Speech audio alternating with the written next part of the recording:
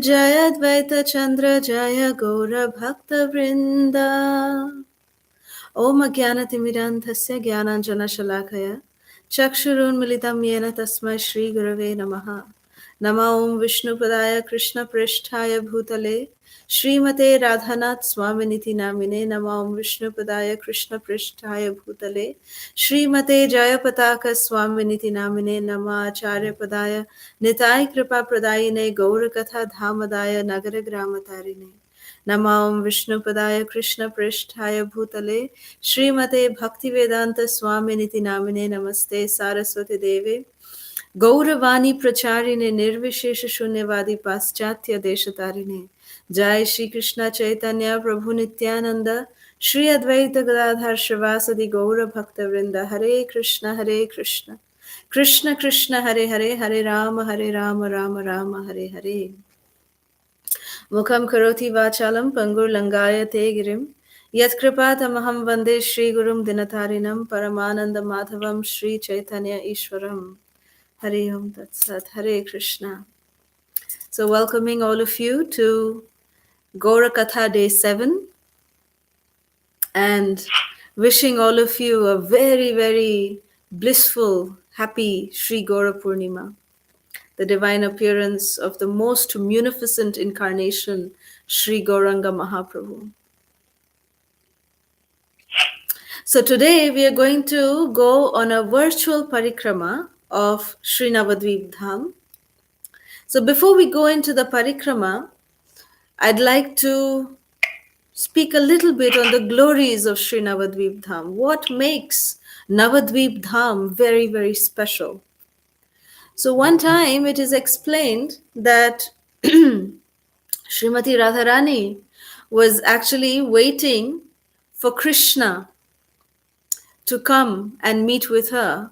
She was waiting in a designated area in the forest, Kunja, like a little forest grove that the Sakhis and the Sakhas had decorated. And Srimati Radharani was waiting. She was all dressed up, but Shyamasundar Bhagavan, he was actually not coming. So Srimati Radharani became very restless. Why is Krishna not coming? Why is Krishna taking so late? Why is he getting so late to come?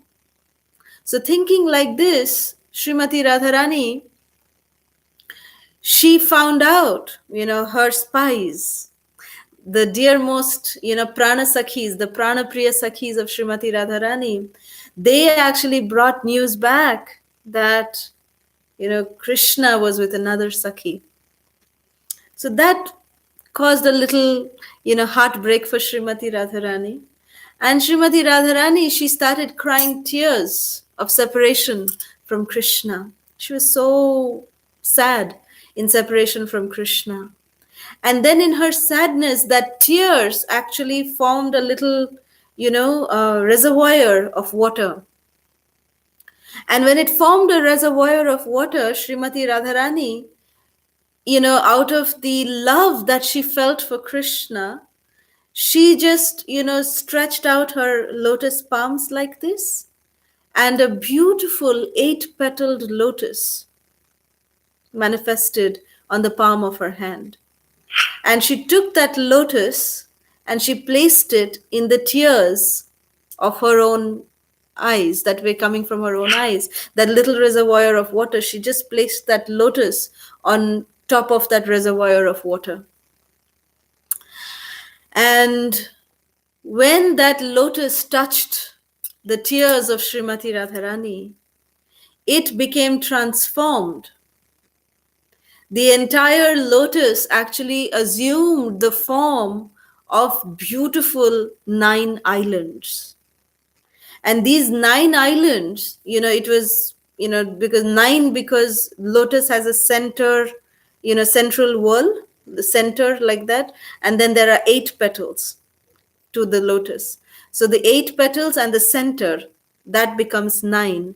And all of these petals and the center were separated little by the tears of Srimati Radharani. And this place came to be known as Sri Navadvip Dham. And when Srimati Radharani, she actually created this dham with, this is, the entire creation is made by Krishna, right? Krishna is the one who has created everything, spiritual world, material world, everything is, Krishna has created. But this Navadvip Dham is the only dham, the only place that has been created by the tender lotus hands of Srimati Radharani. And when Srimati Radharani entered this Navadvip Dham, waiting for Krishna, she said that I'm going to go into Navadvip, this beautiful 9 islands. I will go here, and this island, I will decorate it so beautifully that Krishna will have no other excuse but to come over here. He will be bound to come to this place of Navadvip Dham. He will never leave me alone in this place. And that's what happened, that Krishna came attracted because this place was created so lovingly, so beautifully, so enchantingly by Srimati Radharani. So when Krishna came, he never left that place, this Navadvip Dham, he never left it. And Srimati Radharani, she said that this is the only place in the entire creation where I and my beloved Krishna reside eternally. We never leave this place. So this is the Navadvip, history, that how Navadvip Dham was created by Srimati Radharani herself. She created this holy dham that, Krishna will never leave this holy dham.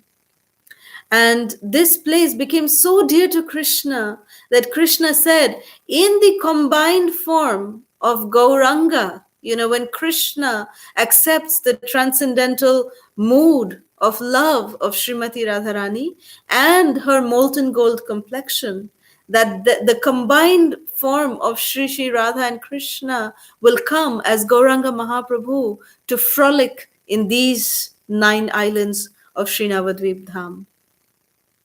So it is explained that after the disappearance of Sri Gauranga Mahaprabhu, which we heard yesterday, after that, Lord Nityananda is said to have taken out the first parikrama. The first parikrama of the 9 islands of Navadvip Dham was done by Lord Nityananda himself.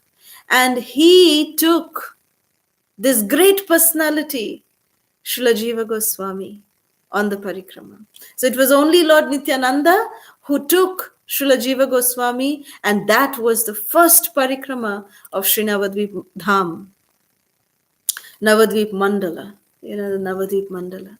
So this Navadvip Mandala, 9 islands of Sri Navadvip Dham, it actually correlates with the 9 processes of devotional service. So here are the names of the 9 islands of Navadvip Dham. Antardvip, which is the centermost whirl of the lotus, is Antardvip. And that Antardvip represents Atma Nivedanam, complete surrender. That Antardvip represents Atma Nivedanam. The first island, the second petal of Navadvip Dham is called as Shimantadvip. Shimantadvip is glorified as the Shravana island, the island for hearing. Then the third island is Godrumdvip. Godrumdvip is glorified for Kirtana. Then we come to Madhyadvip. Madhyadvip represents Smarana. Then from Madhyadvip we come to Koladvip. Koladvip represents Pada Sevanam. Then we come to Ritudvip. Ritudvip represents Archanam. Then Jannudvip. Jannudvip represents Vandanam. Then we come to Modadrumadvip, which represents Seva. It represents Modadrumadvip. Sorry, give me 1 second. I just have to confirm. Modadrumadvip represents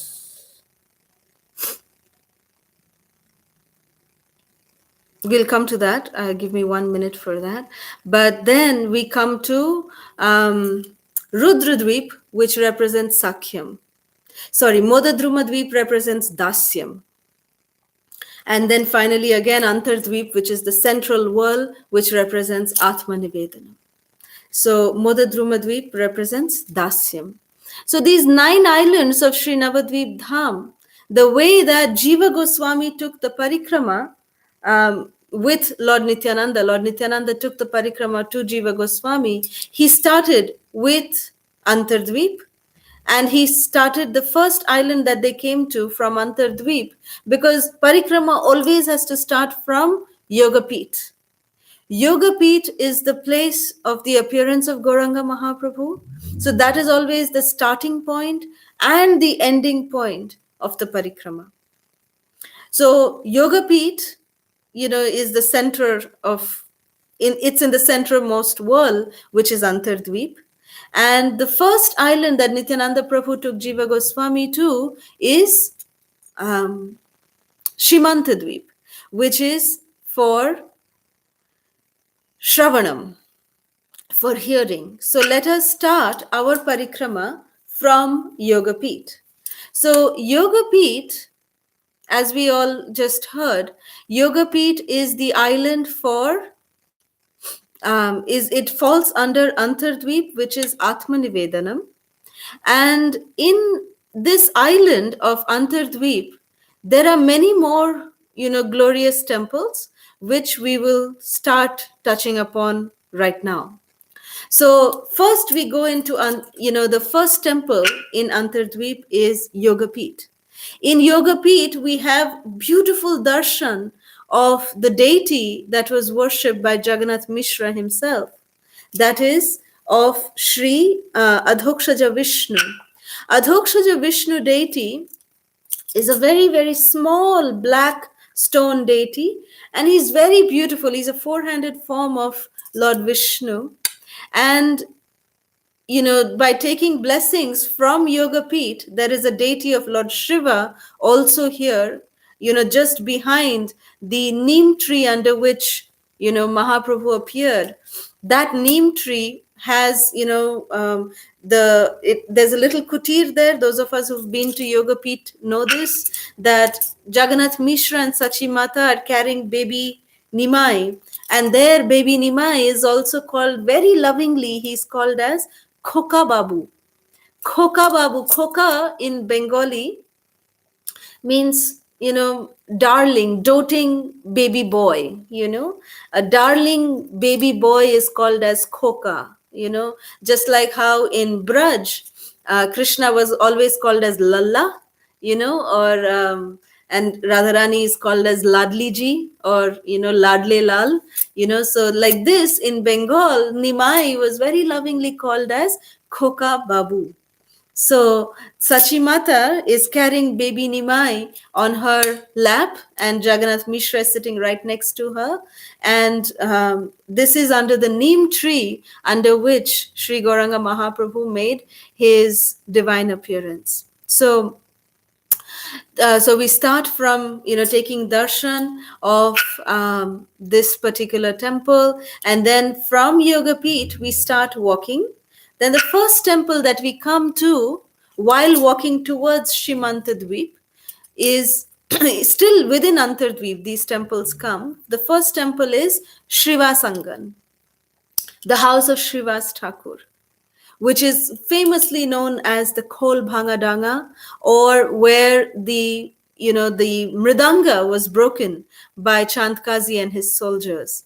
So this place of Srivasangan is it is actually very famous as the birthplace of the Sankirtan movement. And this is the place where Mahaprabhu enjoyed his nocturnal kirtans, blissful kirtans that would happen at Srivas Angan every day. And this was the place where, miracles used to happen every night, every day. In fact, Srivas Thakur, the people of Navadweep, they would sometimes come and ask Srivas Thakur that, my dear Srivas, what do you do for a livelihood? How do you maintain your family? And Srivas would say, very easy. Only thing I do is clap my hands. I just clap my hands 3 times in kirtan. As soon as I do that, the things that are needed for maintaining my livelihood is provided by Krishna, is provided by Gauranga Mahaprabhu. That was the faith that Srivas had. And Srivas was so glorious, his wife Malini Devi was so glorious, that when Lord Nityananda Ram came to Nadia to assist in Mahaprabhu's Sankirtan Leela, Nityananda Prabhu stayed in the house of Srivas Thakur as their own son. Malini Devi used to take care of Lord Nityananda as her own son. That was how much attached Lord Nityananda was to Srivas Thakur and to Malini Devi. And one time, Gauranga Mahaprabhu himself wanted to test the faith that Srivas has in Lord Nityananda. And Mahaprabhu just one day came and he said to Srivas that, my dear Srivas, you are actually a very renowned grihastha. You know, people of Nadia, they really look up to you. And they really adore you as a very senior, and a very advanced devotee of Krishna. Then why are you keeping this Avadhut, this mad Nityananda in your house? Your reputation might go down because this Nityananda, he is not so well reputed. So Srivas was listening from Mahaprabhu. And then Mahaprabhu continued, yesterday evening what I saw, this Nityananda, he's not got well reputation, and to prove it to you, I have proof that I saw Nityananda coming out of a pub. Nityananda Prabhu is coming out of a pub, and that kind of person you're sheltering in your own home. Srivas, don't do this. As soon as Srivas heard that Lord Nityananda was coming out of a pub from the lotus mouth of Gauranga Mahaprabhu, Srivas Thakur started dancing in ecstasy. He started dancing in ecstasy and he said, Mahaprabhu said, Srivas, are you okay? Did this news, blow the fuse of your mind? So you're dancing like a madman. What's wrong with you? And Srivas was just dancing, Nityananda Ram, Nityananda Ram, Nityananda Ram. He was in deep ecstasy. And then Srivas told Mahaprabhu that the reason I'm dancing, Mahaprabhu, that how merciful is my Lord Nityananda. That Nityananda Prabhu was not even, leaving the drunkards alone. Nityananda Prabhu went into that pub to give Krishna Prem to those drunkards inside there. How glorious is my Nityananda Ram. Hearing these words coming out from the lotus mouth of Srivas Thakur, Gauranga Mahaprabhu embraced Srivas Thakur tightly and he said, this is what I wanted to see. Your faith in Lord Nityananda that you have, the firm conviction that you have in Lord Nityananda, you have purchased me with that faith. I have become your sold out servant, my dear Srivas. This faith that you have shown to Adi Guru Lord Nityananda Ram, you have purchased me with that faith of yours. So this is how glorious Srivas Thakur is. And this is the first place after Yoga Peeth that we take darshan. We take the dust of the courtyard of Srivas Thakur's home, that so glorious Srivas Thakur and Malini Devi are, that, Mahaprabhu declared Srivas Thakur as, the prime person who promoted the Sankirtan movement. So glorious, glorious home of Srivas Thakur. We take the dust of his courtyard, of his lotus feet upon our head, and we move to the next temple, which is the home of Advaita Acharya. And in this home of Advaita Acharya, which is right next to Srivas Thakur's home, Advaita Acharya's home and Gadadhar Prabhu's home are side by side. And these are just like little small shrines of temples, but that is said to be the residence of these two personalities. And Gadadhar Prabhu's house, where the temple stands, has some small deities, and even Advaita Acharya Prabhu's, house, where there we can take darshan of, the Shaligram Shila that Sri Advaita Acharya Prabhu worshipped when he was invoking the Lord to descend. So we take blessings from that Shalagram Shila. We take blessings from Galadhar Prabhu and from Advaita Acharya Gosai, and we move on. We keep walking, and we arrive at Sri Chaitanya Gauriya Mat.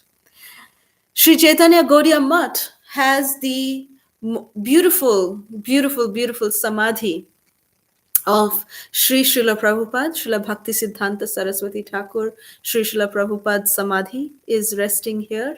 And his worshipable deities of Sri Gandharvika Giridhari, very, very mesmerizing deities, of Gandharvika Giridhari stay here. So Gandharvika Giridhari, we take darshan of Gandharvika Giridhari, we take darshan of Sri Srila Prabhupada, offering obeisances at his Samadhi.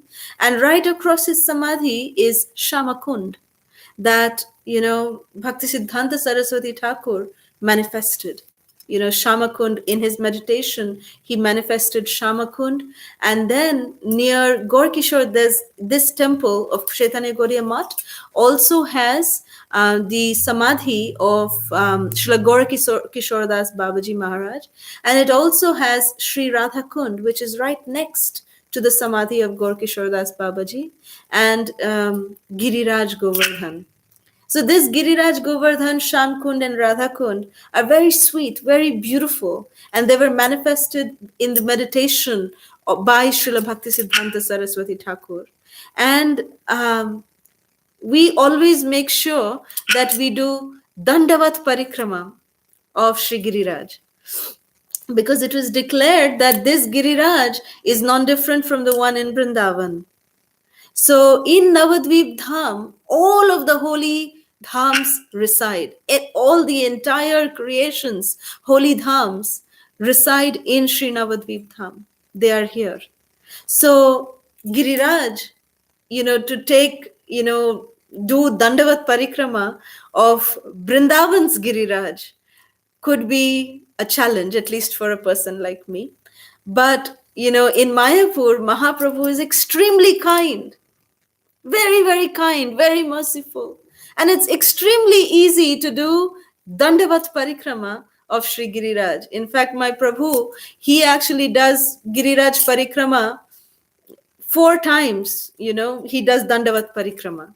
And for him, it's like almost, just maybe less than around 21 Dandavats, and he covers, the entire Giriraj.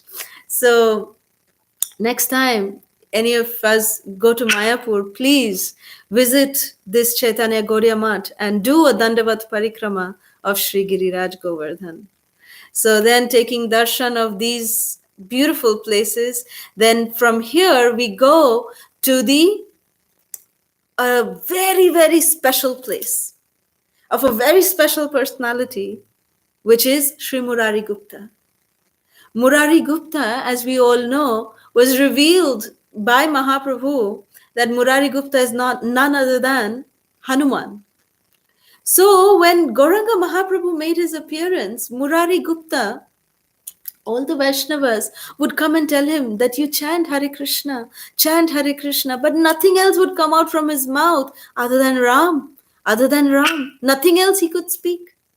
That was how dedicated Hanuman is. Nothing else comes in the mouth of Hanuman other than Lord Ram. So Mahaprabhu actually, during the Mahaprakash Leela, he revealed that Murari Gupta, you're doing nothing wrong because you are Hanuman.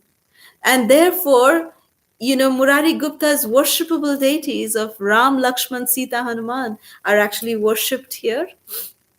And, very, very beautiful. I mean, that place, Murari Gupta's house, it's on a little bit of a climb. It's like on a little hillock, but that place has a feel like Ayodhya. Very beautiful place. Murari Gupta Prabhu's Shripat. And then from here, we go from Murari Gupta Prabhu's Shripat, we move to keep walking, and we come towards this. We are now about to step into the second island of Sri Navadvip Dham, which is Sri Shimanta Dweep. Shimanta Dweep is very, very beautiful, extremely special.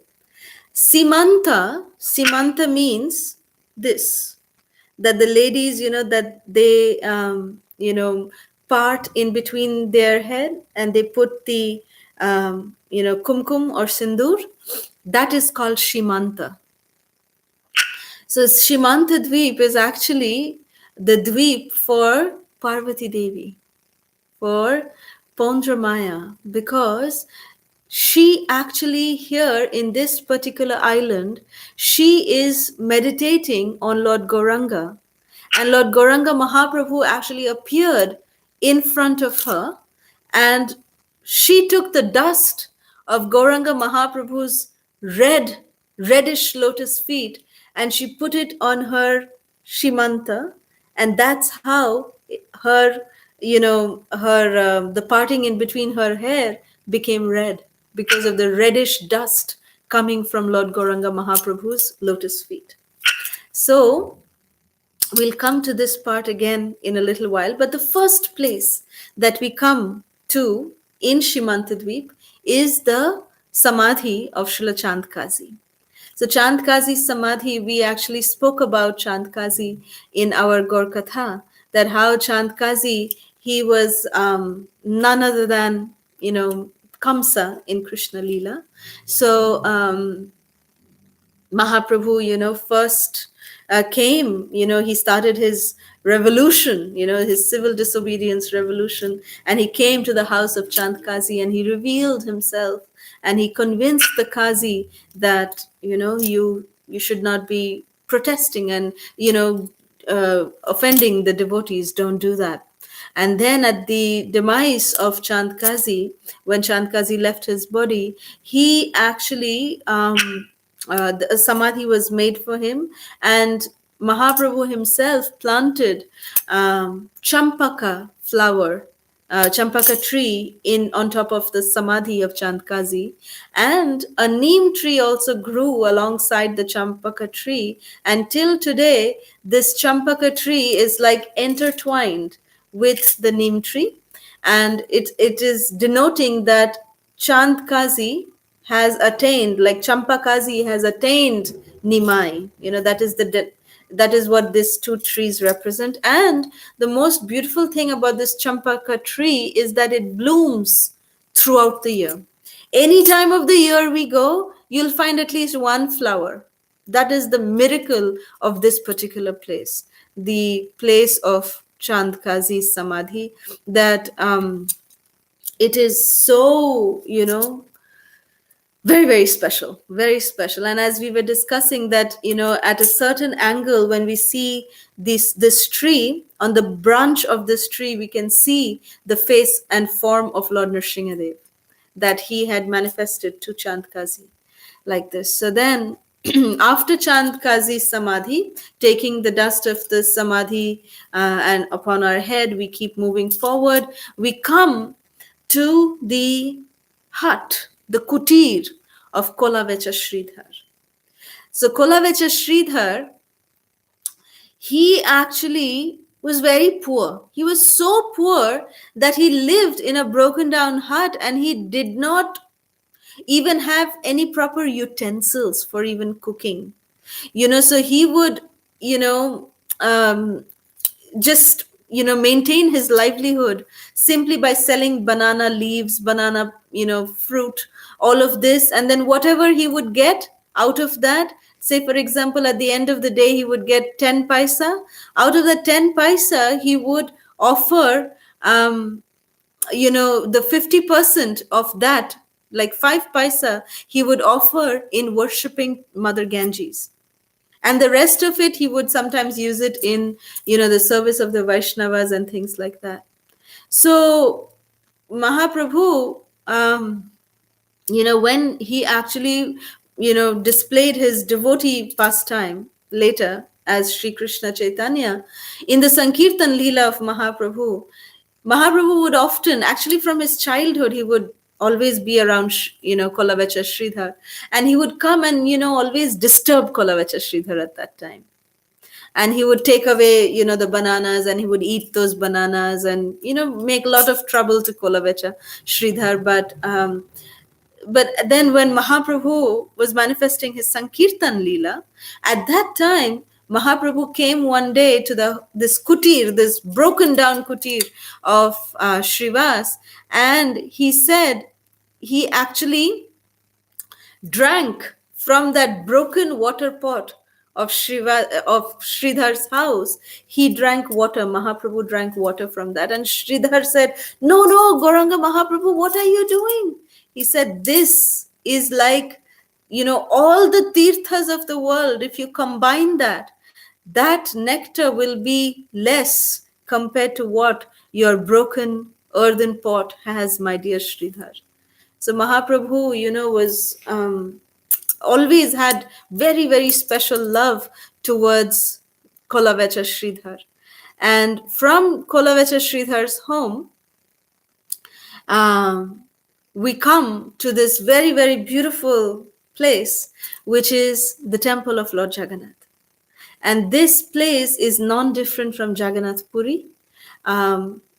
Amazing pastimes happen in this place.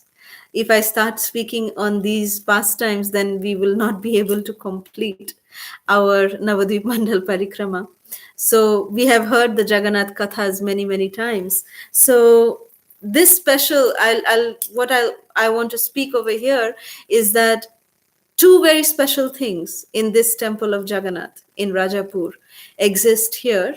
One is that very recently, there was the deity of Shimantini Mata, of Parvati Devi that was installed along with Gauranga Mahaprabhu. That Shimantini Mata is, she is sitting in meditation in Padmasan, and Gauranga Mahaprabhu is standing right next to her. So this temple was made under the direct instructions of His Grace Jananivas Prabhu. And he said that because it is Shimanta Dweep, we have to worship Shimantini Mata, who is Parvati Devi, who is meditating on Gauranga Mahaprabhu. So to depict that, this temple has been made, and it is within the compound of Rajapur Jagannath temple. So when we, go inside Rajapur Jagannath, we do a parikrama, we come towards Shimantini Mata's temple, and then we come to this very special spot where there's a magical Shila. A magical Shivalinga exists here. Because wherever Parvati Devi is, her eternal consort, Lord Shiva, also resides. And it is said that without the permission of Vriddha Shiva and Paundramaya, they are the ones who are guarding the gates of Navadvip. Just like in Vrindavan, if we have to enter into Vrindavan Dham, we need the blessings of Gopeshwar Mahadev. We need the blessings of Mahadev, because it is said that, Gopeshwar Mahadev, along with his wife Parvati Devi, they are the ones who are guarding and protecting the holy Dham. So similarly, Navadvip Dham also, we need the blessings of Vriddha Shiva and Paundramaya, who actually their original deity, they reside in Koladvip. So when we go there, we will talk about both these personalities. But nonetheless, even here in Shimantadvip, we have, Shivalinga and Shimantini Mataji. So Shivalinga here is magical because he is growing every day by an inch. Not an inch, by a mustard seed he is growing. And I remember that when I first saw him was back in 1995, and he was really small that time. And then today he is this big. He has literally grown to this size. It's a miracle. It's magical, how Lord Shiva is growing like this. Every single day he is growing by an inch. I remember seeing him this small, and today he is this big. beautiful, beautiful Shivalinga. He, now a beautiful temple is constructed for him, and he rests on, a snake. And there's a beautiful Bedi and asan for him, and that's where this beautiful Shivalinga is said to reside. So, here we take darshan and we take blessings of Shimantini Mata and of Shiva, and then the parikrama actually takes rest here in in Shimantadweep for the night. The first night at Shimantadweep we take rest. Then the next day we start for Godrumdweep. Godrumdweep is the island that represents Kirtanam. So Godrumadweep, this place, is famous since Satya Yuga. Many, many miraculous pastimes have happened here. Here, there is the most, ancient deity of Lord Nrsingadev, a self-manifested deity of Lord Nrsingadev resides here, who is called as, this place is called as Nrsinghapalli, and Lord Nrsingadev resides here on the banks of the Ganges, which is called as Mandakini. So here Mandakini is almost like backwaters of the Ganges. So Mandakini, it is said that when Lord Nrsingadev killed Hiranyakashipu, after killing Hiranyakashipu, Lord Nrsingadev came here to Navadvip Dham, to this island of Godrumdweep, and he washed his blood-stained hands in the waters of the Mandakini. And the waters of the Mandakini turned red. So till today, we can see the saffronish, reddish color of the Mandakini, river. And if you taste that water, because that is from the lotus hands of Lord Nrsingadev has washed this particular, water, it tastes so sweet. So sweet water. So devotees take bath in this very beautiful Mandakini river. And Lord Nrsingadev's deity is very, very beautiful. Is a self-manifested deity. And if we look carefully, the pujari guides us how to take darshan of this deity, because he's like a slab of stone, And Lord Nrsingadev, you can very clearly see that he's having Hiranyakashipu, resting on his knee. And Lord Nrsingadev is ripping apart his, belly like that and taking out his, veins and all that, gruesome. But Prahlad Maharaj is also there. And at the right lotus feet of Lord Nrsingadev, you can see Prahlad, he is bowing down. You can see the head of Prahlad bowing down at the right lotus feet of Lord Nrsingadev in this particular deity. So very, very beautiful. So Prahlad, Nrsingadev, and Hiranyakashipu are self-manifested in this slab of stone, which is at Nrsinghapalli. So we take darshan of this. We start walking through the rice paddy fields. And this rice paddy fields, nowadays, there are a lot of tomato fields also. So when we were walking, doing parikrama, even last year, my Prabhu, myself, along with my parents, we did Navadvip Mandal Parikrama together. And when we were walking through the fields from Nrsinghapalli going towards Harihar Kshetra, this place, it's scorching heat. It was very sunny. There is no shade because it's all open fields that we were walking through. And the only solace was these tomatoes that were growing on the ground. And one devotee, just plucked some tomatoes, and there were some farmers who were there who were just offering those tomatoes to us very selflessly. They were just saying, yes, please take some tomatoes, eat some tomatoes, they will refresh you. Dhamvasis are so glorious, so they are very compassionate, very merciful. So we directly, we took those tomatoes and we said, Gauranga Mahaprabhu, please taste your tomatoes that are growing in your holy dham. And then after Mahaprabhu would taste it, then we would honor the Mahaprasad. It was very nice, remember those tomato walks, eating tomatoes and walking through the fields towards Harihar Kshetra. So Harihar Kshetra, this particular deity is very, very special. very special deity, that it is Hari and Hara. Means this, Lord Shiva, we all know that he is Vaishnavanam Yatha Shambhu, that he is the topmost Vaishnava. And he's always, always, remembering Krishna. He's always immersed in remembering Krishna. So, Lord Shiva, it is said that, in Srimad Bhagavatam, there's a description that after killing some of the demons, Krishna's Sudarshan Chakra is said to have burnt down Lord Shiva's city of Kashi. And Lord Shiva at that time, so he left that city and he took refuge here in Navadvip Dham of Godrum Dweep. And he came to this city and he took refuge here. And when he came here, this place came to be known as Mahakashi.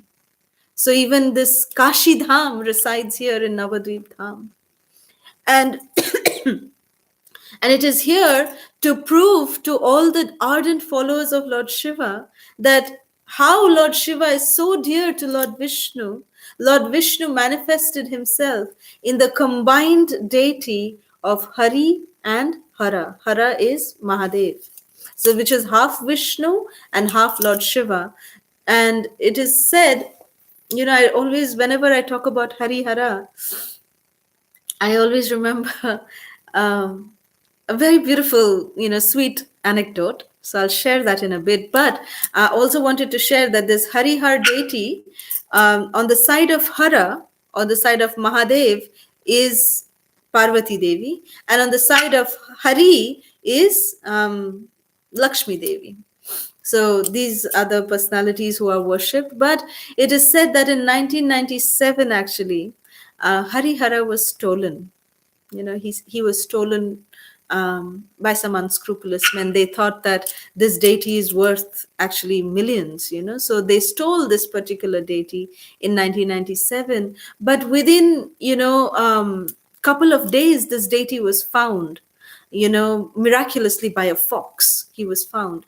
But because this deity was, there was a case and, so many things that happened. So this deity never was able to go back to the temple because, the crazy West Bengal governments, something was happening. So this deity actually stayed in the Krishna Nagar police station. He didn't go back to the Harihar Kshetra, he didn't go to this Mahakashi in Godrum Dweep. He didn't go from 97 to 2001. And I remember that the day that Harihara was coming back to his temple, I remember that day I was actually in the, I had service every day during the day to take out some jewelry for the next day for Radha Madhava when I was in Mayapur. And this is before my marriage. And I remember that Jananivas Prabhu was there and Pankajangri Prabhu, his younger twin brother, he came in all excited and he said, "Hey, you heard?" And he came and told me, he said, "Did you hear, Kalasudha, that Harihara is back from jail? He's back from jail." And the way he said it, for a little while, I was taken aback because I couldn't understand who is Harihara and why he's coming back from jail. Who is this devotee? I thought, Pankajangri Prabhu, what is he talking about? Who is he talking about? It didn't strike me in the beginning. So he was so excited. Harihara is back from jail. Harihara came back from jail. Harihara came back from jail. So he was actually talking about this deity, Harihara, who had come back from the jail in 2001. And we actually all went, from ISKCON Mayapur, we all went to Harihar Kshetra that day. And, Jananivas Prabhu, headed by all the Gurukul boys, they did a beautiful, beautiful abhishek to this deity and reinstalled him back on his asana. So it was very, very beautiful ceremony. So whenever I talk about Harihara, I always remember this particular pastime. And it is said that Lord Shiva here in this Mahakashi, he is so merciful that Lord Shiva is personally residing here in this holy dham. And anybody, even if a mosquito is leaving their body here in this holy dham, Lord Shiva goes to the ears of the one departing from their body and he whispers, Gaura Hari, Gaura Hari, Gauranga, Gauranga, Gauranga. He just constantly whispers the names of Gauranga in the person who is in the living entity's ears who is departing from their body. Whichever form that body might be in, whether it is an animal, an insect, a human being. But Lord Shiva is so kind that he goes and whispers Gauranga's name in the person who is departing from their body. So beautiful. So another place that we come from Harihar Kshetra, of course, the parikrama actually takes rest that night at Harihar Kshetra.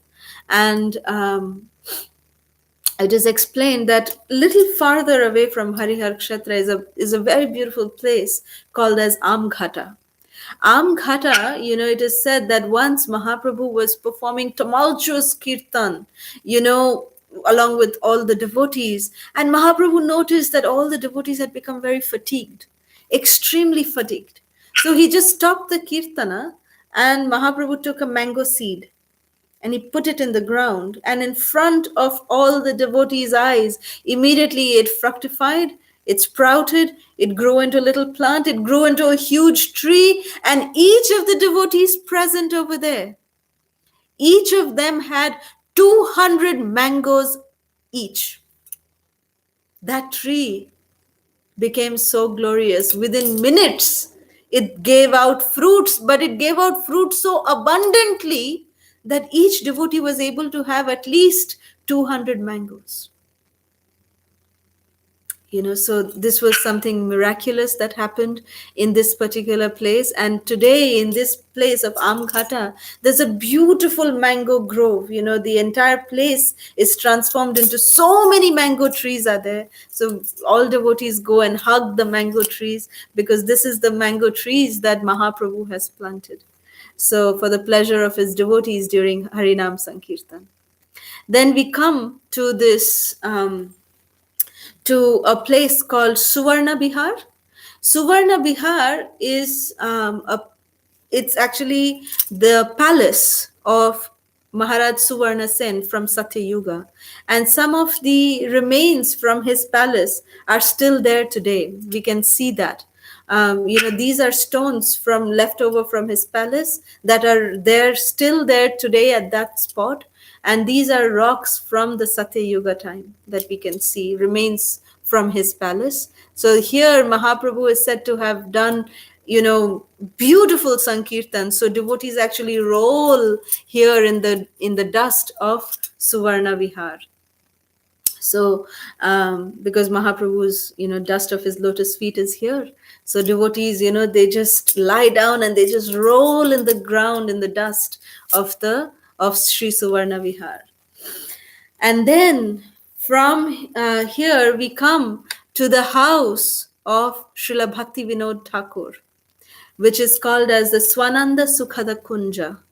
And here it also has, of course, Bhaktivinoda Thakur's home is here, and it also has the the Bhajan Kutir of Srila Gaur Kishore Das Babaji Maharaj is here.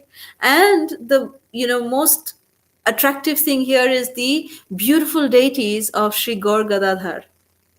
Gaur Gadadhar deities who were worshipped by Srila Bhaktivinoda Thakur reside here in this place. And if we go up to the residence of Srila Bhaktivinoda Thakur, you can see till today that there's a old fan.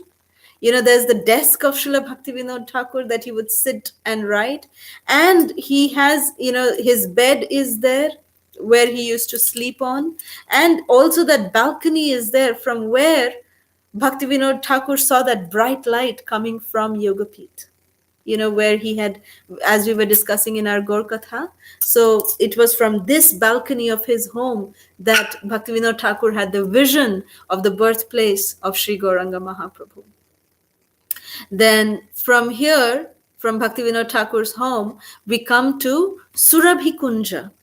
Surabhi Kunja, it is said that in this place of Surabhi Kunja, that Mother Surabhi, in the form of a cow, resides here eternally. So, of course, it is said that when the entire world undergoes pralaya, Navadvip Dham stays as it is. And, the most famous pastime of Markandeya Rishi, when he was swimming in the waters of the pralaya, he actually saw a bright light. And then he swam towards that bright light and he came to this dry land where he saw this beautiful tree. And under the shade of this banyan tree was Mother Surabhi, as a cow. And he saw Krishna sucking on his toe at this very spot. So this is Godrum Dweep. And this Surabhi Kunja was the preaching headquarters of Lord Nityananda. Lord Nityananda established his Namahatta preaching from here at Surabhi Kunja. So very, very beautiful for us as, Gaudiya Vaishnavas, as the followers of Srila Prabhupada, as the followers of our Guru Vargas. This place, Surabhi Kunja, holds great importance for us because we go to this place and beg Lord Nityananda to empower us to become an instrument in his hands so that we can carry forward the mission of Gauranga Mahaprabhu. Very beautiful, very, very beautiful place, the Surabhi Kunja. And then from here, we step into the fourth island of Navadvip, which is called as Madhyadvip. Madhyadvip represents Smaranam.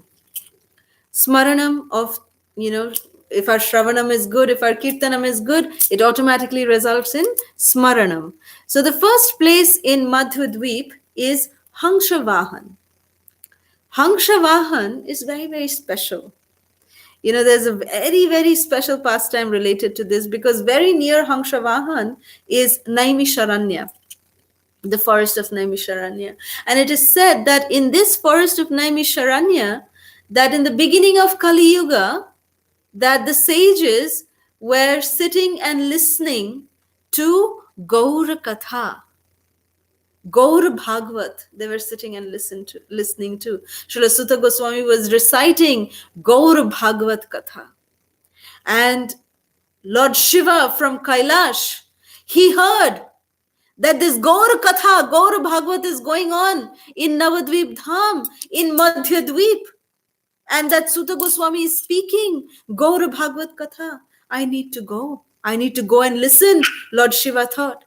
So Lord Shiva summoned his Nandi. And he said, Nandi, let's go. I need to go to Madhyadvip in Navadvip. I need to go there. Take me there.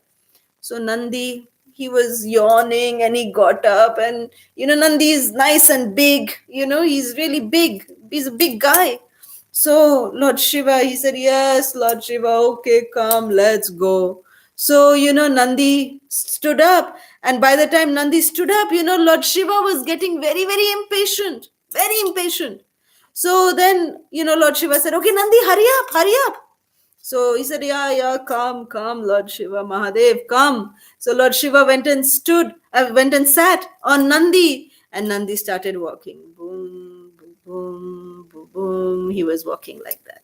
And then Mahadev said, hey, Nandi, if you walk like this, I'll go at the end of Gaur Katha. I cannot hear anything. So then, Lord Shiva said, Nandi, just stop. Stop right here. And then he summoned Lord Brahma.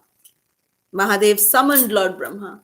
And Brahma immediately appeared over there. He said, yes, Mahadev, what can I do for you? He said, for a day, I need your Vahan. And Brahma was perplexed. He said, well, your Vahan is right there. Nandi is there with you. He said, no, this Nandi is too slow. You keep him for a day and give me your Vahan. Your Vahan is this swan. Swan can glide and I can reach quick to Gaur Katha. So please give me your Vahan. Lend me your Vahan for a day. So Brahma said, okay, who can refuse Lord Shiva? Because Brahma was also scared of Lord Shiva. He'll open his third eye. God knows what he'll do. So then he said, okay, I'll manage with Nandi. You take my Vahan and go. My carrier. Vahan means carrier. So Lord Shiva, he sat down on Hangsha. Hangsha is the swan carrier of Lord Brahma. So he sat down, and as soon as he sat, Lord Shiva said, "My dear Hamsa, take me to Madhyadweep, where, you know, Sri Sutta Goswami is talking about Gaura Katha. Can you take me there soon? I need to go there soon." And then Hamsa said, "Yes, Mahadev, please fasten your seatbelt. We are on our journey." And Hamsa started gliding, and he started gliding in such a way Lord Shiva was never used to such a ride. So Lord Shiva went like this, he just, because the force of the wind was so much, he was gliding. So Lord Shiva just swooned back like this, and he was holding on to Hamsa, and he was, gliding. And he reached at this place, and he heard Gaura Katha from the lotus mouth of Sutta Goswami. So because Lord Shiva came riding on Hangsha, here in this place, the first place that we come to in Madhyadweep is this Hangsha Vahan Lord Shiva. And here, if you see, the deity is so beautiful. He's a stone deity. And he is actually, Mahadev is, Shiva Shambhu is, in this position. The Hangsa, the swan is there. It's about to glide like that. And Lord Shiva is like this kind of almost lying down like that, because he was swooned back like this. So Lord Shiva is worshipped here as, Hangsavahan Mahadev. And by taking his blessings, we proceed to come to see Naimisharanya. Naimisharanya is such a beautiful place, the forest of Naimisharanya.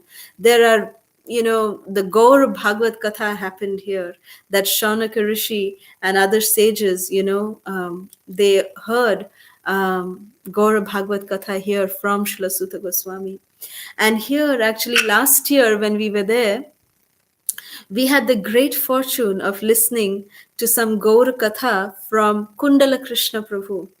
Kundala Krishna Prabhu is a very celebrated disciple of Srila Radha Govinda Maharaj. And it was just a few of us who was there at Naimisharanya, because devotees were very tired. Some devotees went ahead to the camping spot where the camp was happening that night. So some of us stayed back, and Kundala Krishna Prabhu then gave the katha at this particular spot. And there he was describing so beautifully, from about the manifestation of the divine form of Lord Gauranga, how Mahaprabhu, made his appearance. It was very, very beautiful Gaura Katha that we heard from, Kundala Krishna Prabhu. So that is one thing that happened here. And then we moved to Kurukshetra. Kurukshetra, it's still under renovation, but there's just the area that we know that, yes, this particular tract of land is Kurukshetra in Navadvip Dham. And then we cross the Gauranga Setu, the bridge across the river Ganges. And this below Gauranga Setu is called, one very important spot is there, which is called as Panchaveni. Panchaveni is the culmination where 5 rivers culminate, which is Alakananda.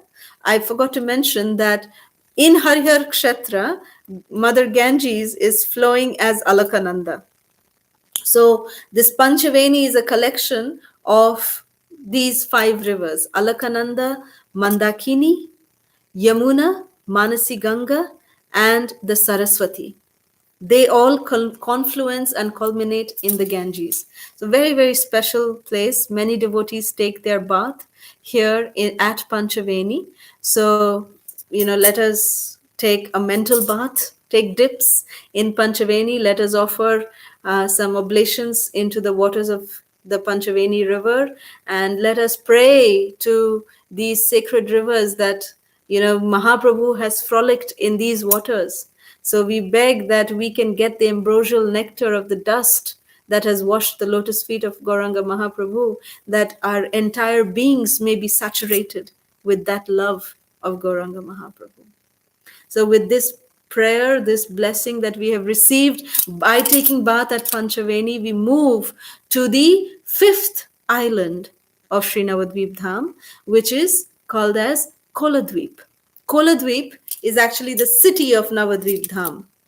The current day of Navadvip that we know today as is Koladvip, and Koladvip represents Pada Sevanam. So the first place that we come to here in Koladvip is Dhameshwar Mahaprabhu. We all heard in Gaura Katha that how Vishnu Priya Devi specially carved this beautiful deity of Dhameshwar Mahaprabhu, and how she used to actually stay here in front of Dhameshwar, and she would, do her sadhana. That how many, she would chant the holy names. Hare Krishna, Krishna Krishna, Hare Hare, Hare Rama, Rama Rama, Hare Hare. And the way she would count each round was that her counting bead was a few grains of rice. As soon as she would finish one round of the Mahamantra, she would set aside 1 grain of rice. And at the end of the day, how many ever grains were collected, that she would boil and she would make rice out of that. She would offer it to Dhameshwar, and that's what she would eat. That was the dedication of Vishnu Priya Devi. And it is said that when Mahaprabhu was here, 3 deities were carved during the presence of Mahaprabhu when he was present in this world, when his pastimes were manifest in this world. 3 deities. One is this Dhameshwar Mahaprabhu. Second is the deity of Gaura Gadadhar at Champahati, which we will go to in a little while. We'll go and take darshan of Gaura Gadadhar at Champahati in a little while.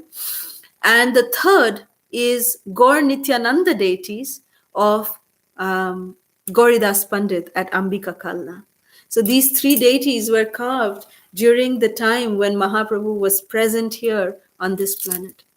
So Dhameshwar Mahaprabhu, we take darshan of Dhameshwar Mahaprabhu, and then we go to the Bhajan Kutir and Samadhi of Srila Jagannath Das Babaji Maharaj, and we continue to the next island, the 6th island of Sri Navadvip Dham, which is known as Ritudvip. Ritudvip represents Archanam, and it is said that all the seasons combined, they simultaneously exist and have taken shelter of this particular island of Ritudvip. So Ritudvip, this first place that we come to in Ritudvip is Champahati. Champahati is originally, it is a place, it is actually a portion directly from the Khadir-Van of Vrindavan, one of the 12 forests of Vrindavan, which is Khadir-Van. It is a manifestation or an extension of that particular forest, is this place called Champahati. And Champakalata Sakhi, who is one of the Ashtasakhis, she actually used to come to collect champaka flowers from this particular place. And she would make beautiful garlands and offer them to Sri Sri Radha Krishna. And, Srila Bhakti Siddhanta Saraswati Thakur actually established this particular temple here. And, it is almost like a Gaudiya Math where very beautifully the seva is still going on. And this has history that Srila Jayadev Goswami also wrote his Gita Govinda in this particular place of Champahati. So very, very beautiful place. The parikrama actually takes rest here. Rest in the sense that they stop we take Mahaprasad. Our breakfast prasad is at Champahati all the time. So we take breakfast prasad at Champahati, and then we take darshan of this very, very gorgeous deities of Shri Shri Gaur Gadadhar. Very beautiful deities. And these are the deities, the second pair of deities who were carved during the time of Mahaprabhu, during his presence here. And so therefore these deities are special because they are said to look exactly like how Mahaprabhu looks. So Gaur Gadadhar, very, very special deities. So taking blessings of Sri Gaur Gadadhar, we continue moving. We come to this city of Vidyanagar. Vidyanagar, it's a very long walk, from Champahati to come to Vidyanagar. And when last time when we were walking, I remember it seemed as if the path will never end. It was a never ending path. And we were just walking and walking, and the sun was really high. It was very, very hot.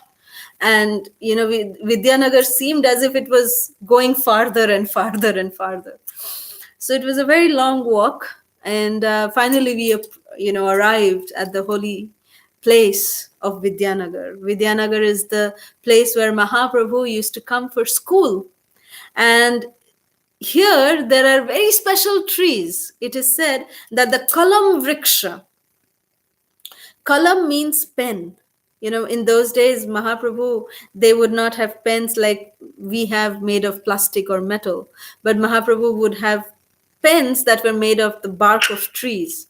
So Mahaprabhu would, write using these wooden pens, and he would just plant them. He would just throw them into the ground. And when he would throw them, it would form these beautiful trees that we see today. And, the most amazing part of these trees, these Kalam Vriksha, is that they actually do not belong to any known species of the world today.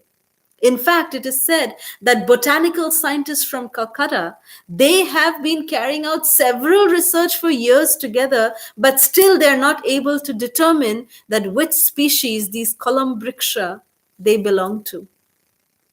So this itself, it shows that how these trees are actually transcendental, because they were the pens of Mahaprabhu. So very, very beautiful. And also it is said that in Vidyanagar, the original home of Sarvabhauma Bhattacharya also is here.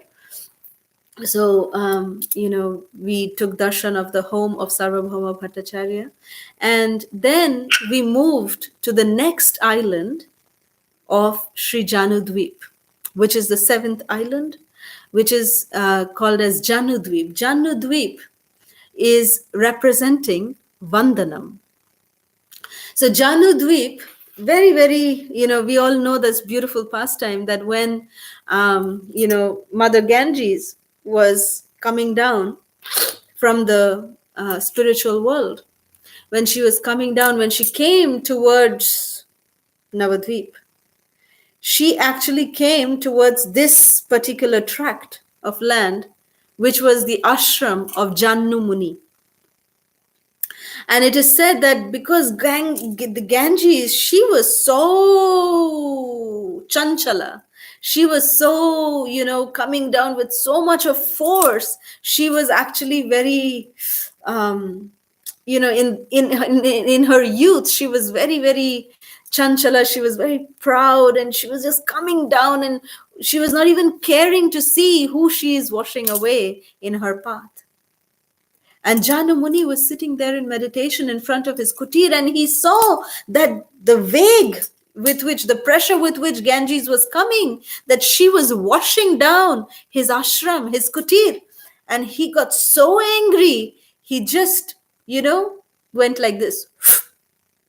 He just took a sip, and the entire Ganges just entered into the body of Jannu Muni.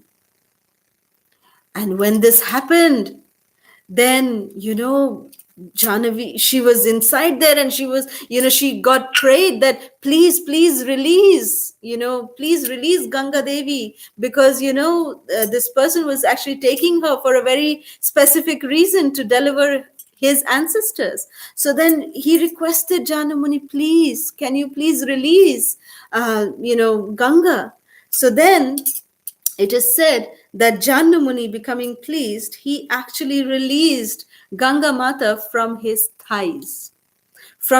He drank her like this, but he released her from his thighs. So she came out from the Jannu of Jannu Muni. Jannu means the thigh of a person. And she came out from there. So therefore she came to be known as Jannavi. That is one of the names of Mother Ganges, is Jannavi. So this is one of the places in Janudweep where we visit the ashram of Jannu Muni. And then from here we come to the eighth island, which is Sri Modadrumadweep. Modadrumadweep represents Dasyam. And here, very, very beautiful temple of Madan Gopal is there, and the Bhajan Kutir and home of Saranga Murari is there. You know, we all know the very famous pastime of Saranga Murari. You know, Saranga Thakur, you know, he was a very ardent follower of Lord Chaitanya. And but he was so humble, he was so meek, that he actually refused to, you know, on many, many times Lord Chaitanya Mahaprabhu would tell him that you should make disciples. But, you know, Saranga Thakur would always say, no, no, no, Mahaprabhu, I'm not qualified, I'm not qualified. So it is said that at the, you know, heartfelt appeal one day of Mahaprabhu, Saranga Thakur said, okay, I will go down to the Ganges tomorrow like I do every day, and the first person I see, I will initiate them. I will initiate him or her, whoever it is, I will initiate.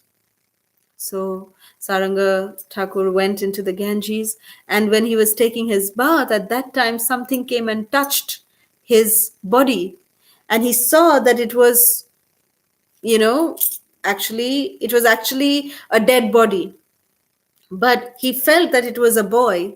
So, you know, because it was still so dark, he couldn't see clearly. So Saranga Thakur, he just lifted that dead body and whispered, you know, the Krishna mantra in the ears of that dead body, and that boy became alive again. And that boy was actually Murari. So Saranga Thakur, from that day on, he became famous as Saranga Murari because he initiated a person in such a way that he came back from the dead. That was the potency of Saranga Thakur.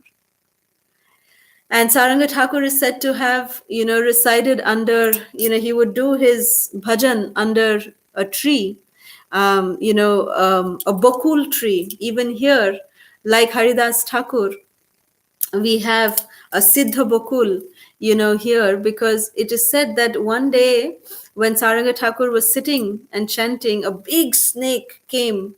But then seeing the devotion of Saranga Thakur, that snake just went away. And Mahaprabhu one day came and he saw that this Bokul tree was about to die. So Mahaprabhu came and did Alingan, means he came and embraced this tree, and this tree is living till today. You can see when we go and take darshan of this tree, it is actually hollow from the inside. The trunk is completely hollow. It doesn't make sense. It is completely hollow. But the branches, the flowers, they're still there. It's very much alive by the transcendental touch and embrace of Lord Chaitanya. So, you know, he gave that tree a new life, and it is, you know, it till today it gives these beautiful bokul flowers we can have till today, we can, you know, see till today.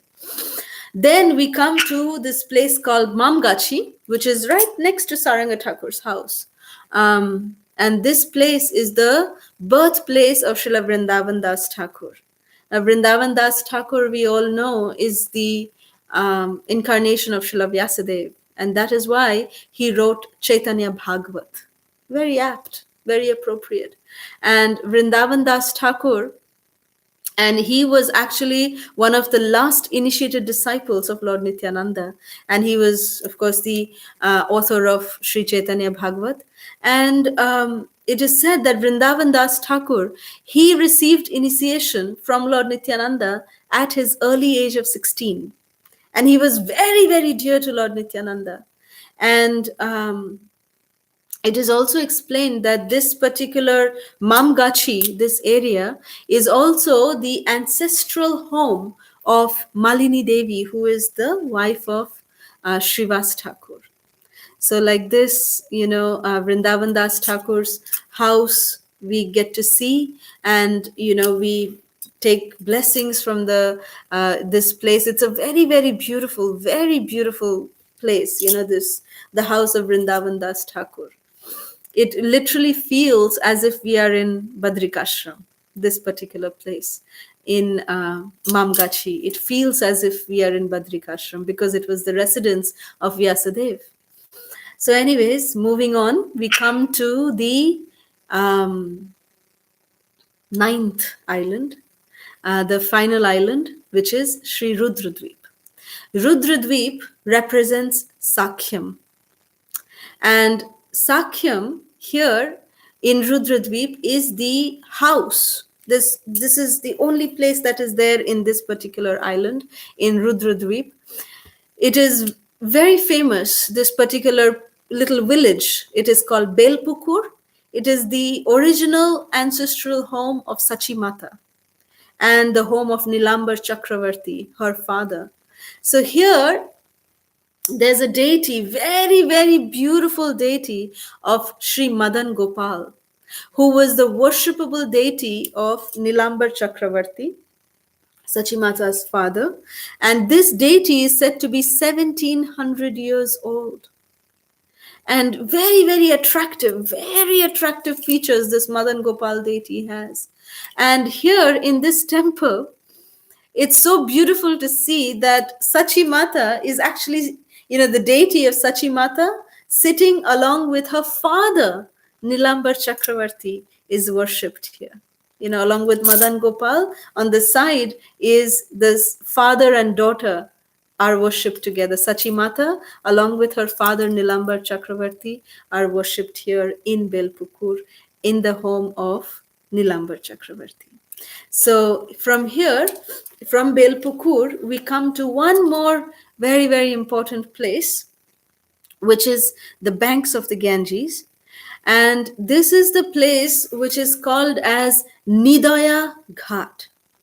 Nidaya Ghat, very aptly named because it is said that from here, from this particular ghat, it is said that Mahaprabhu, the night that he left Navadvip to take sannyas, he went to Katwa to take sannyas, he left from this particular place. So Mahaprabhu came from Yogapith till Nidaya Ghat, and he, entered the Ganges and he came out swimming at Katwa. So because this ghat is named as Nidaya, because the people of Navadvip, the residents of Navadvip, when they found out the next day early morning that Mahaprabhu had left from this ghat, the residents of Nadia, they came and said to this ghat that how could you have no heart, they were telling this to the ghat, to the bathing ghat.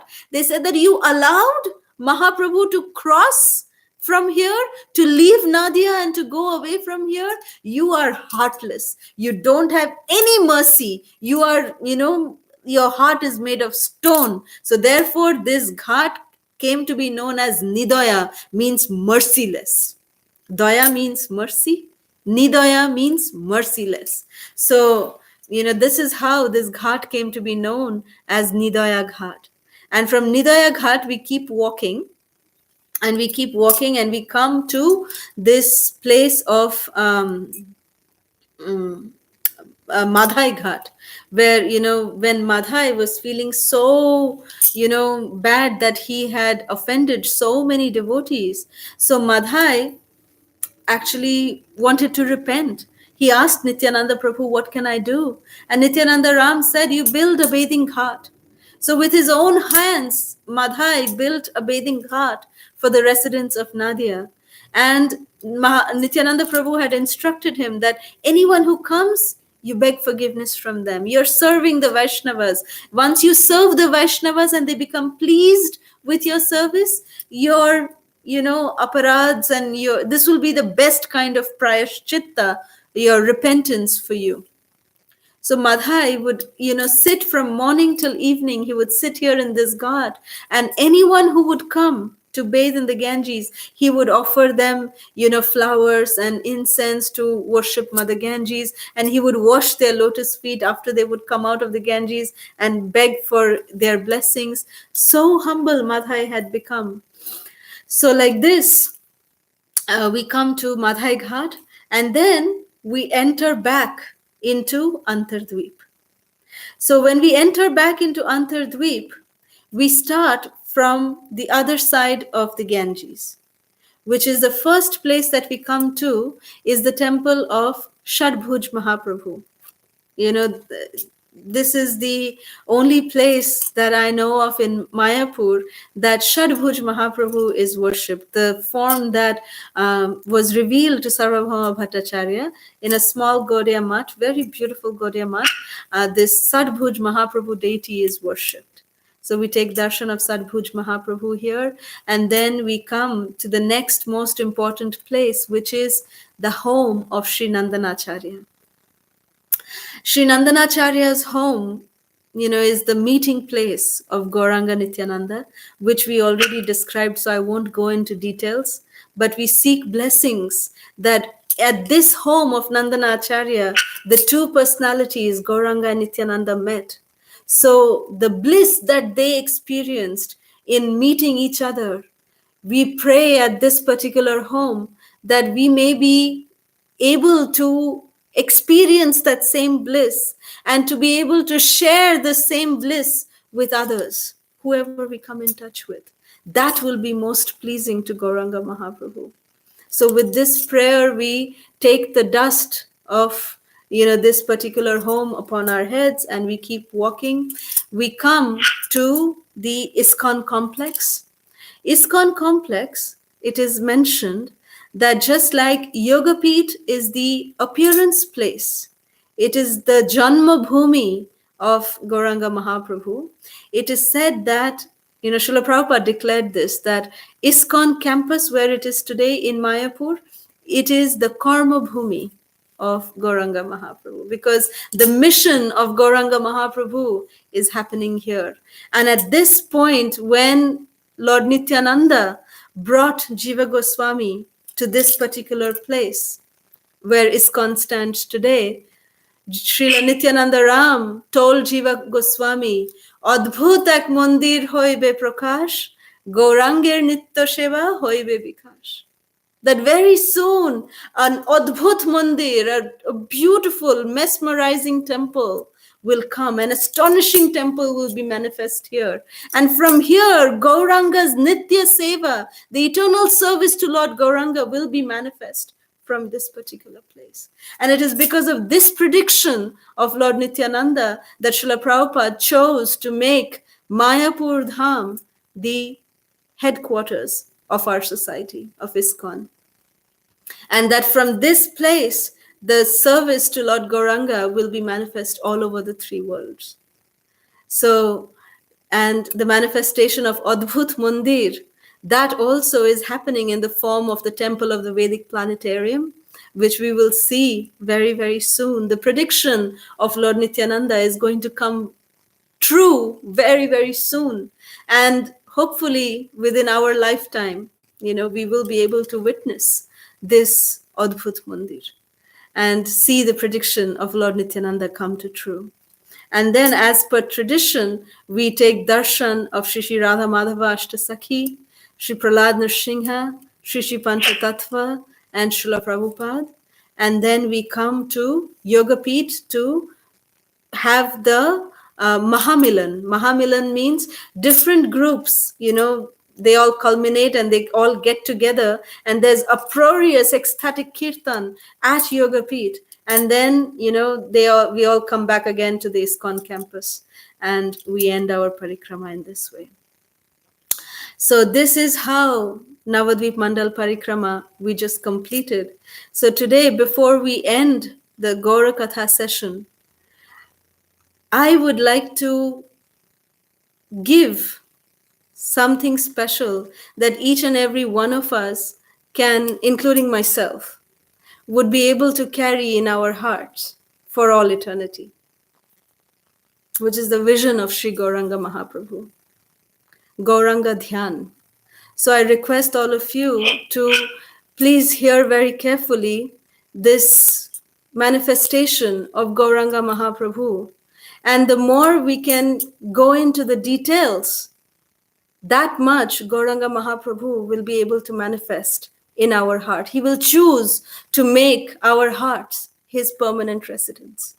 So with this mood, let us try to see the golden form, the most munificent form of Sri Gauranga Mahaprabhu. Let us try to visualize the form of Sri Gauranga Mahaprabhu. So Gauranga Mahaprabhu is so beautiful, so magnanimous. He is Audarya personified. He is the personification of Audarya. Audarya means magnanimity. He actually is so merciful. Gauranga Mahaprabhu is so merciful. He is looking for reasons how he can bless us with Krishna Prem. It is said that if anyone is just sleeping in Mayapur Dham, then Mahaprabhu thinks, oh, this soul is offering his Dandavat pranams to me. Mahaprabhu looks for excuse to give us mercy. That is how Audarya Mahaprabhu is. That is why he is called as Mahavadanyaya. He is so munificently merciful. So Sri Gauranga Mahaprabhu, his lotus feet are reddish lotus feet. In his lotus feet, there's very beautiful, red alta, the red dye, and it's very beautifully going around the soles of his lotus feet, making a red hue coming out from his lotus feet. His toenails are so bright, so, effulgent, that it would put millions and millions of moons to shame. So bright, so effulgent, Mahaprabhu's toenails. And in each of those toenails, in each of his lotus feet, in two of the toenails, Mahaprabhu wears very beautiful, one sapphire, like a blue color gem, a toe-ring, and a red ruby colored toe-ring Mahaprabhu wears in each of his lotus feet. And he wears an ankle bell. When he walks, those ankle bells go chum, chum, chum. So Mahaprabhu's ankle bells are so beautiful. They are very beautiful. They are, like one pearl, one blue sapphire, one pearl, one blue sapphire. So beautiful. And there are pearls that are dangling and, making this beautiful tinkling sound of the ankle bells. Mahaprabhu, his lotus feet, his calf muscles, his thighs, and his waist is beautifully covered by yellow silken cloth. And his waist, around his waist, a pink satin cloth is tied to reveal his, slender waist. Very beautiful. And around his slender waist, Mahaprabhu is wearing a golden belt with pearl hangings. Right above the belt, we can see the deep reddish navel of Sri Gauranga Mahaprabhu and the lion-like waist of Mahaprabhu is so captivating that it would put a lion to shame. It's so thin, so slender. And then Mahaprabhu's, chest is so broad. It is so broad and it is so strong that the entire universe can seek shelter in those strong chest of Gauranga Mahaprabhu. That is why he is called as Vishwambhar. That is how strong Mahaprabhu's chest is. And he is wearing a very, very beautiful, champaka flower garland. And in between the champaka flower garland, there are, these kadamba flowers that Mahaprabhu loves. This kadamba flower is actually non-different than the form of Gauranga Mahaprabhu himself. Because kadamba is also yellow in color. It's golden in color. And the kadamba flower has hair that is standing on end. So Gauranga Mahaprabhu, when he's in ecstasy, each of the hair from Gauranga Mahaprabhu's body stands up. It just stands up and Mahaprabhu appears like a kadamba flower. So kadamba flowers are very dear to Gauranga Mahaprabhu.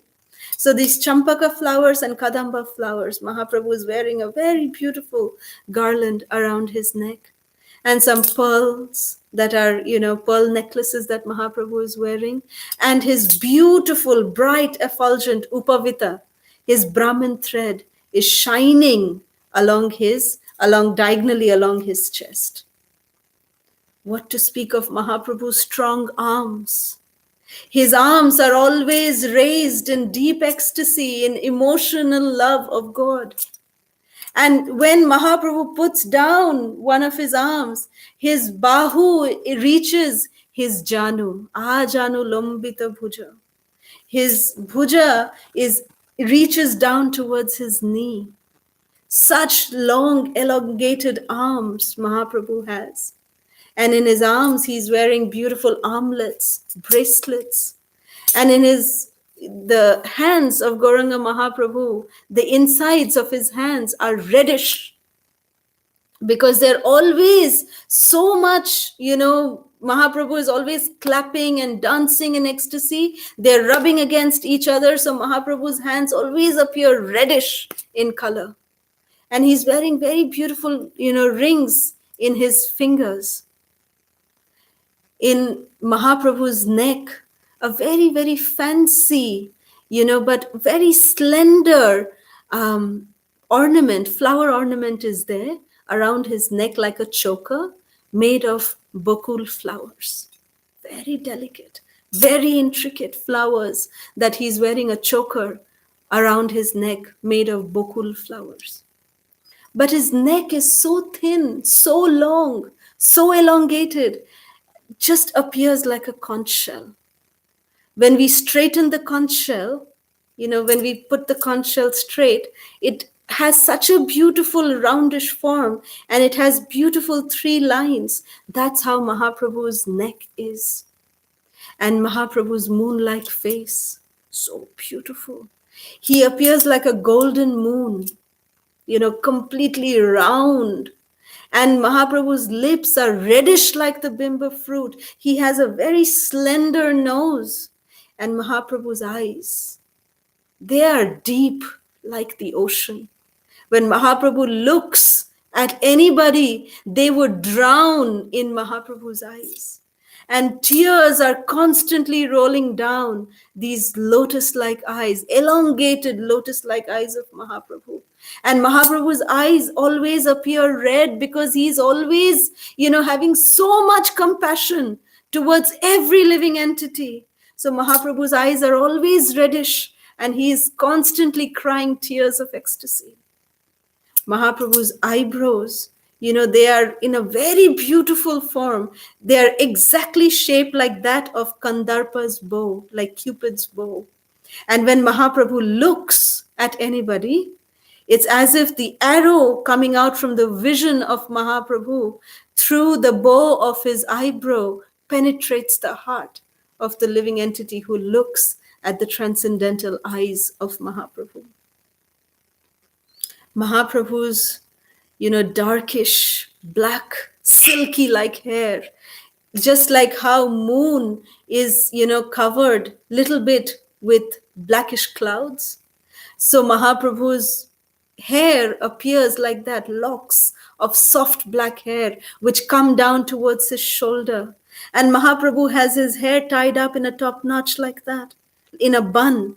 And there is strands of pearls, strands of Siddha Bokul that, is ornamenting his bun in the hair. Mahaprabhu is very, very, there's a strand of pearls that come down his hair also, coming down from the bun of his hair, it is coming down. So when Mahaprabhu moves his head like this in ecstasy, these pearls go like this. So beautiful. Mahaprabhu's ears, they are wearing Makara Kundala. And his ears are always eager to relish the sweet nectarian name of Krishna. Mahaprabhu is always eager to hear not only him speaking Krishna's name, but to hear from all the living entities loudly chanting Hare Krishna, Krishna Krishna Hare Hare, Hare Rama Rama Rama Hare Hare. And when we lovingly call out, Mahaprabhu is doing like this. And he is listening to each and every one of us call out the divine holy names. This is the beauty of Sri Gauranga Mahaprabhu. And when Mahaprabhu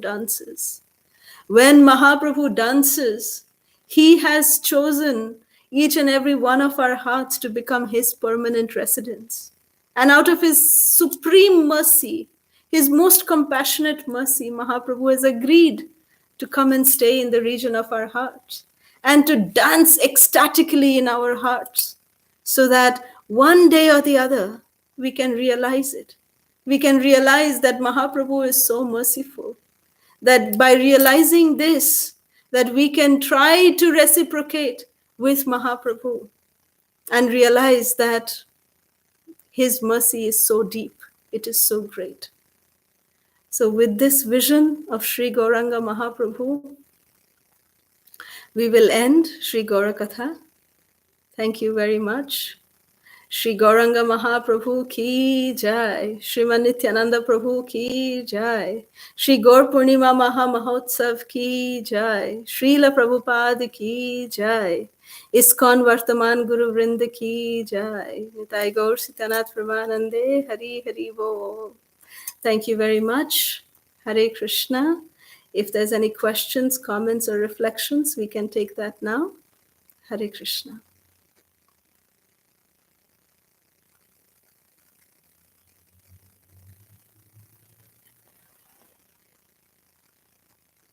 Hare Krishna Mataji, Dharma Pranam, you have made us all teachers by your Gaura Katha and giving us the entire parikrama of Navadip Dham. Simply wonderful, Mataji. Thank you so much. And on this auspicious day, in meditate upon it, I think that's the best service that we can do for this. Sure. Thank you. Thank you, Mataji. Hare Krishna.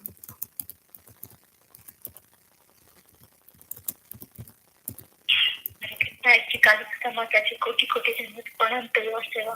Although we are not qualified to enter in Sri Ram Vrindavan, Sri Ram Manapur Dham or Sri Jagannath Dham, but you take us in the Dham. We feel that we are there, that much potency in your Lila Mataji. You are so sincere in your japa or in your day-to-day life service that still we are so fallen, but somehow we are able to enter in a Sri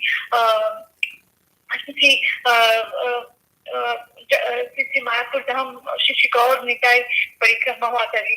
Yes, we entered in the Sri Mayapur Dham in 2008, but we forgot all the places. You rememorize, take us to Sri Gaur Nitai Parikrama. That was Pranam Shri Prabhupada Shri Gurudev ki jai.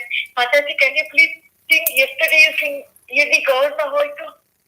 Sure.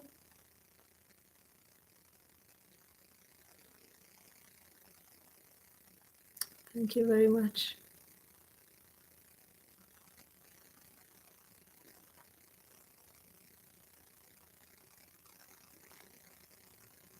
I think we are all inspired to go to Mayapur Dham, Mataji. At least I have not gone even once, but if there was a wish that I could take, I want to go there and visit all the places that you've mentioned.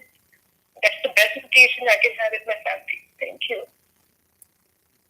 Yes, Mataji, pray for us that by Gopinath Masti we enter Sri Mayapur Dham with Maharaj, Sri Raghunath Maharaj, and we hear so many katha from HG Chaitanya Maharaj too.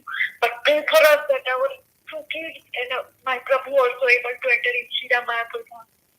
In all our Japa conference, Matajis are able to enter in Sri Mayapur Dham. Pray for all of us. Please keep me also in your prayers. Thank you. Hare Krishna.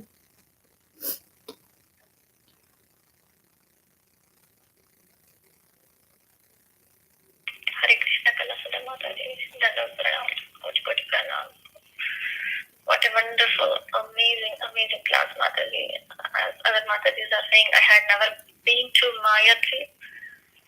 Navadvip, but you really made me go there today and take parikrama. And the way you described Chaitanya Mahaprabhu, amazing, amazing, amazing, Mataji. Thank you so much. Dandavat pranam, Mataji. Hari Bol. Hare Krishna, thank you.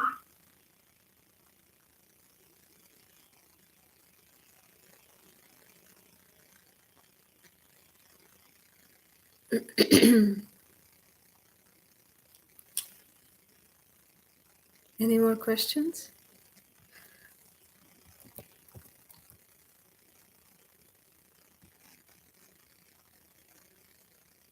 Hare Krishna Mataji. Very good. Very nice. Thank you, Mataji. Hare Krishna, thank you.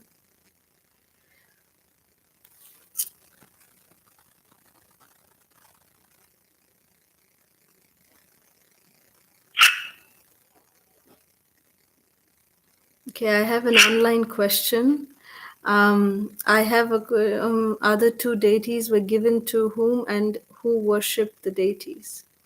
Gaur Gadadhar were actually worshipped by Srila Bhaktivinoda Thakur, and they were self-manifested deities. They were deities of Gaur Gadadhar who self-manifested, and the ones at Ambika Kalna, they were deities, who were worshipped by Gauridas Pandit, and till today they are, very beautifully worshipped by descendants of Gauridas Pandit. So that's what it is. Hare Krishna.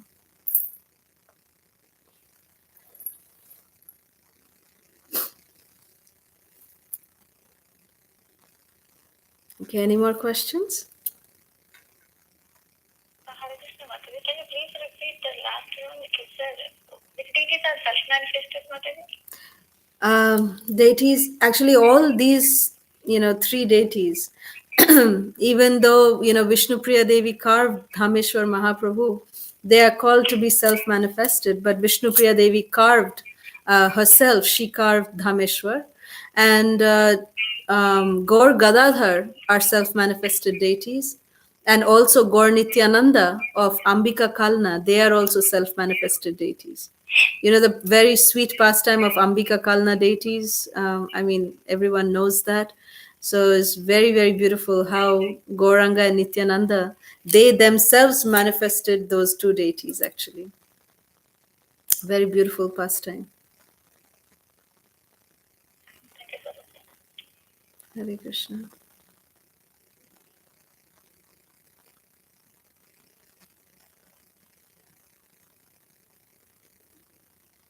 Any more questions?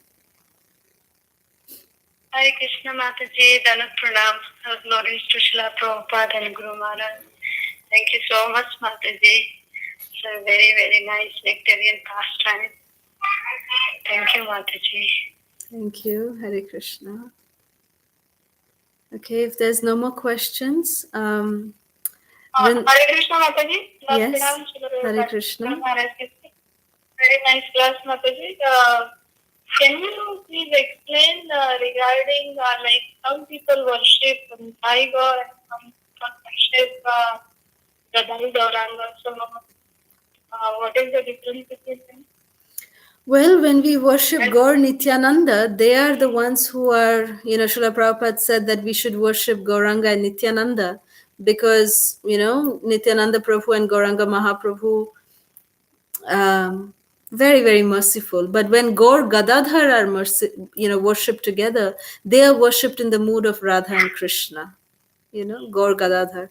So therefore, Gaur Gadadhar, there's nothing wrong in worshipping Gaur Gadadhar, but like Gaur Nityananda is, like widely accepted and widely recommended, rather, not accepted, but widely recommended that we should worship Gaur Nityananda and like Lord Chaitanya with Lord Nityananda. But worshipping of Gauranga Mahaprabhu with Gadadhar Pandit, they have to be worshipped on the standard of, or in the mood and standard of Radha and Krishna. So it's better to get good permission from our authorities, like our spiritual master, if we want to worship Gaur Gadadhar. But Gaur Nityananda, anybody can worship like that. So that's the difference, nothing else. Thank you, Mataji. Thank you. Thank you. Hare Krishna.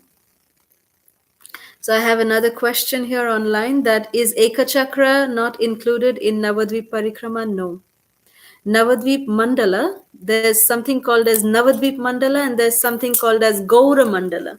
So Gaura Mandala, that includes even, places in Bangladesh, Ekachakra, Ambika Kalna, all of the pastime places of Gauranga Mahaprabhu. Wherever Gauranga Mahaprabhu went in East Bengal and West Bengal, that is included in Gaur Mandal Parikrama.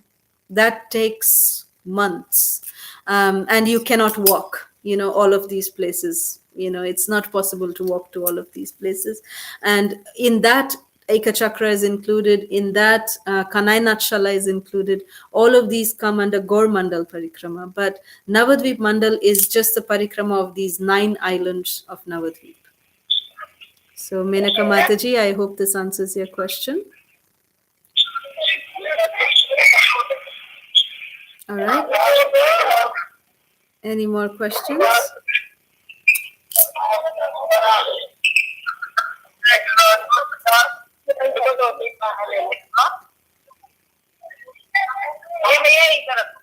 Okay. Okay, if there's no more questions, Vrinda Gopika Mataji, you asked me to sing Jodi Gaurna Hoito. I can sing one line of Jodi Gaurna Hoito, and then I can also sing 1 or 2 verses of Nava Gauravaram. Is that okay?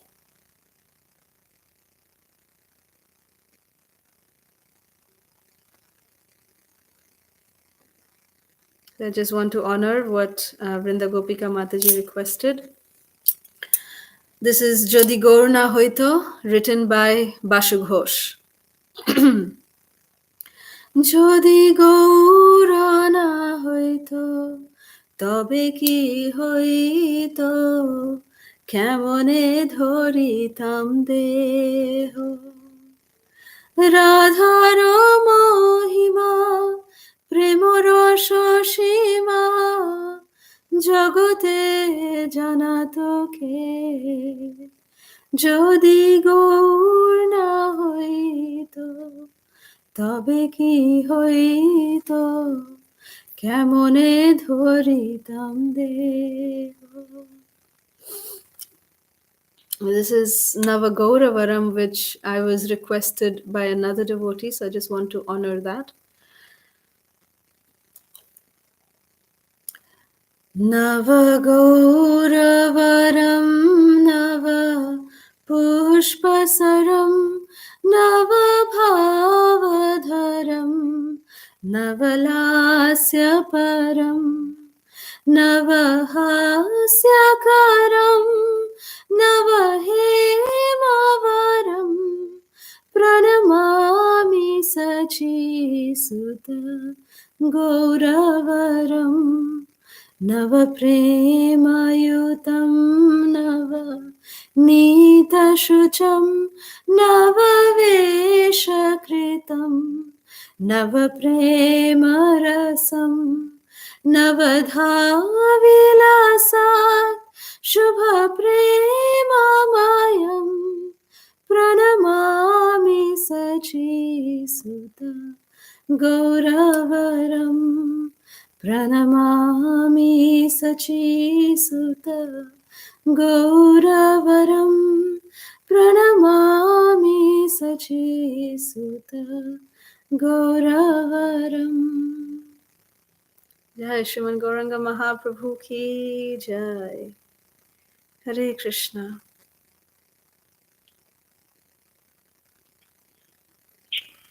Hare Krishna. Thank you so much, Mataji, for such a beautiful version song and such a beautiful katha. So, if there are any more questions coming from Mataji, you can end here. Hare Krishna, Mataji. I just have one quick question, if you don't mind. Yes, please. Okay, Mataji. Mataji, so I just want to make it very clear and understand it properly. So, Naimisharanya is part of Navadvip, Mataji? Yes. as I said, that all the holy dhams reside in Navadvip.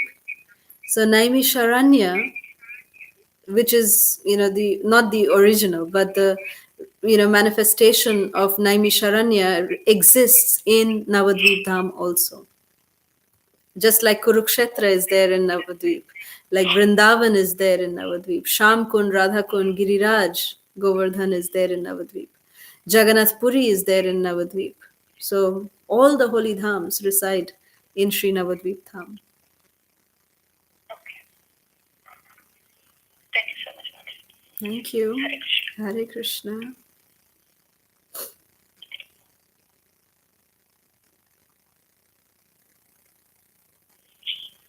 Hare Krishna. Then we can end the call. Pancham Kartanuvishta Kripa. This session is no longer being recorded. Patitanam Bhavnebhyo Vaishyavedhyo Namo Namah. Anant Koti Vaishyavedhya Ki Jai. Srila Prabhupada Ki Jai. Lord Gauranga Ki Jai. Her Grace Kalasudha Mataji Ki Jai. Thank you so much, Mataji. Hare Ananta Krishna. Koti Vaishnav Vrinda Ki Jai. Thank you so much. Hare Krishna.